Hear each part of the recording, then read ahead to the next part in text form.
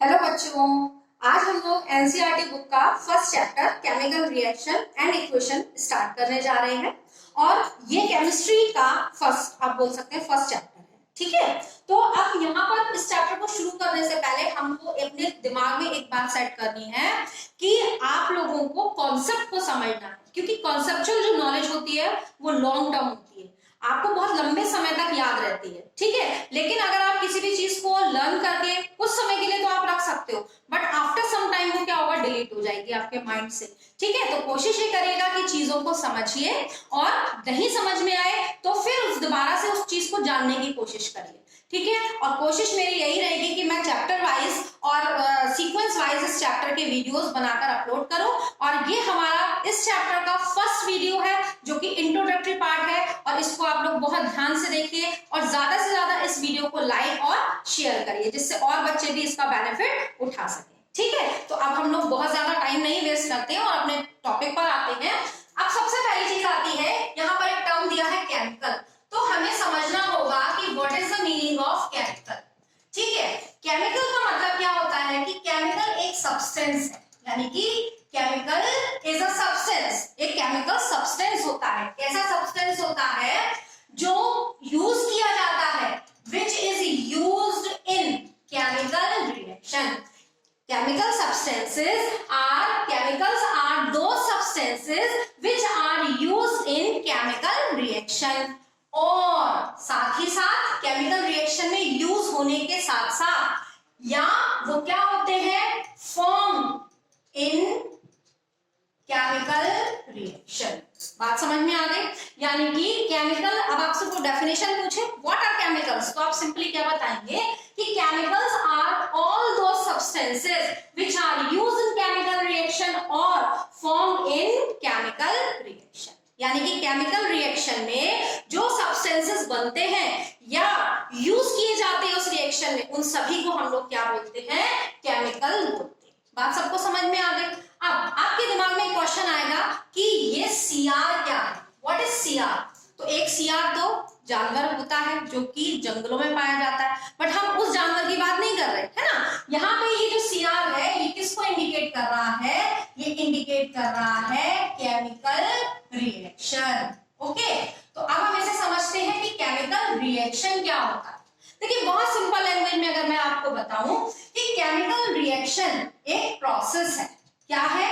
एक प्रोसेस है। कैसा प्रोसेस है कि जिसमें टू और मोर देन टू सब्सटेंसेस, मोर देन टू सब्सटेंसेस क्या होते हैं, सब्सटेंसेस रिएक्ट करते हैं।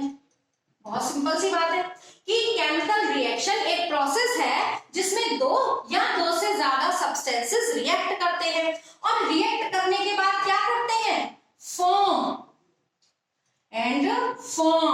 न्यू सब्सटेंस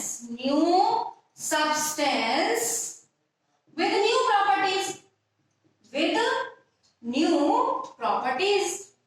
देखिए, बहुत आसानी से हमने इस चीज को समझ लिया कि केमिकल रिएक्शन क्या है। Chemical reaction is a process in which two और more than two substances react and form a new substance with new property. अब देखिए, यहाँ पर ये जो चीज आई है ना, ये बहुत इंपॉर्टेंट है, इसको अभी हम डिस्कस करेंगे, लेकिन हम सबसे पहले इस चीज को समझते हैं कि यहाँ पर हमारे पास दो टर्म आए कि एक तो वो सब्सटेंसेस हैं जो पार्टिसिपेट कर रहे हैं या जो रिएक्शन में पार्टिसिपेट कर रहे हैं या रिएक्ट कर रहे हैं।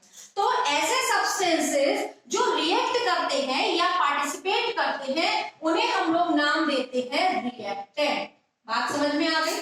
उन्हें हम लोग क्या बोलते हैं, रिएक्टेंट। तो अब आपको डेफिनेशन देनी है रिएक्टेंट की, तो आप क्या बोलेंगे कि reactant are those substances which react और व्हिच टेक पार्ट किसमें पार्ट करते हैं, पार्टिसिपेट करते हैं, which take part in chemical reaction। बोलो, आ गई बात समझ में? अब देखिए, एक नया सब्सटेंस फॉर्म हुआ विद न्यू प्रॉपर्टीज, तो ऐसे सब्सटेंस को हम लोग एक नाम देते हैं जिसे हम लोग क्या बोलते हैं, प्रोडक्ट। बात समझ में आ गई? That is known as product. तो प्रोडक्ट की डेफिनेशन क्या हो गई कि product is a new substance with new properties which reaction, chemical reaction के बाद जो नया सब्सटेंस नई प्रॉपर्टीज के साथ बनता है उसी को हम लोग क्या बोलते हैं, प्रोडक्ट बोलते हैं। बात सबको क्लियर होती है। अब हम लोग इसको एक एग्जांपल से समझते हैं। वैसे तो बहुत सारे एग्जांपल है, लेकिन क्योंकि ये वीडियो लंबा हो जाएगा इसलिए हम एक छोटा सा एग्जांपल लेते हैं। बहुत जनरल एग्जांपल है। हमने हाइड्रोजन लिया और हमने ऑक्सीजन लिया, ठीक है, और हमने एक सब्सटेंस बना दिया वाटर। क्लियर होता है। अब देखिए यहां पर एक हाइड्रोजन और एक ऑक्सीजन, क्लियर, ये दोनों पार्टिसिपेट कर रहे हैं इस रिएक्शन में। ये रिएक्शन हो रही है, ये दोनों आपस में क्या कर रहे हैं, रिएक्ट कर रहे हैं और वाटर बना रहे हैं। तो ये प्रोसेस तो हमारा क्या हो गया, केमिकल रिएक्शन हो गया, ठीक है, ये हमारा क्या हो गया, प्रोसेस हो गया। और H2 और O2 हमारे क्या हो गए, ये हमारे हो गए रिएक्टेंट। और जो नया सब्सटेंस बना है विद न्यू प्रॉपर्टीज, इसी को हम लोग क्या बोलेंगे, प्रोडक्ट बोलेंगे। बोलो आगे बात समझ में।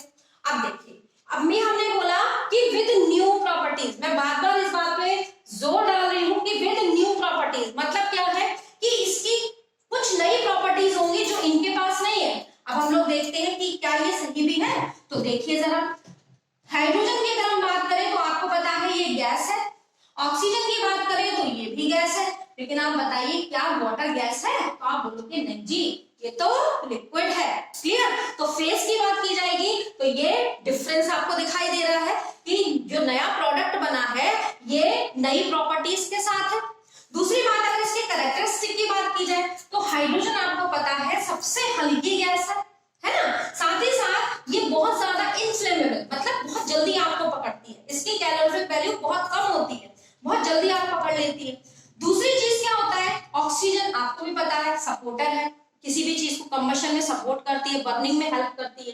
लेकिन क्या हाइड्रोजन, क्या वाटर ऐसा करता है, तो आप बोलोगे नहीं जी, अगर कहीं पे हमें अगर आग को बुझाना है तो हम किसका सहारा लेते हैं, पानी का। पानी की हेल्प से हम लोग आग को बुझा सकते हैं, ठीक है। तो बेसिक से आपने देखा कि फेज वाइज चाहे कैरेक्टर वाइज इसकी जो प्रॉपर्टीज है वो इससे टोटली डिफरेंट है। आगे सबको बात समझ लें। और अब हम इसका लास्ट टॉपिक और है वो मैं आपको बता दूं कि यहाँ पर देखिए होता क्या है, जो बहुत इंपॉर्टेंट चीज है कि यहाँ पर जो भी नए सब्सटेंसेस बने हैं वो क्या होता है कि जो हमारे पास ओल्ड बॉन्ड्स हैं। अब एक और इम्पोर्टेंट बात है कि यहाँ पर क्या हुआ कि देखिए ये जो रिएक्टेंट है इनके आपस में कुछ ना कुछ बॉन्ड बने होंगे। हाइड्रोजन का हाइड्रोजन के साथ बॉन्ड था, ठीक है, ऑक्सीजन का ऑक्सीजन के साथ बॉन्ड था। तो अभी हुआ क्या कि ये जो नया प्रोडक्ट बना ये कैसे बना कि ये पुराने जो बॉन्ड्स थे वो कैसे हो गए, ब्रेक हो गए, ठीक, और इन्हीं बॉन्ड्स का रीअरेंजमेंट हो गया, इन्हीं बॉन्ड्स का रीअरेंजमेंट हो गया। तो इसका मतलब क्या है, यहाँ से आपको एक बात क्या समझ में आ गई कि इन केमिकल रिएक्शन में new arrangement of bond occurs, arrangement of bonds occurs, ठीक है। ये बात आपके माइंड में सेट होनी चाहिए। और आज मैंने आपको जितना पढ़ाया आई होप कि आपको ये वीडियो समझ में आया होगा, एक एक पॉइंट क्लियर हुआ होगा। और आपके जो भी सजेशन हो वो आप प्लीज कमेंट बॉक्स में मुझे लिखकर बताइए, जिससे मुझे पता चले कि आप लोगों को कितना समझ में आ रहा है, ठीक है। Okay, good bye.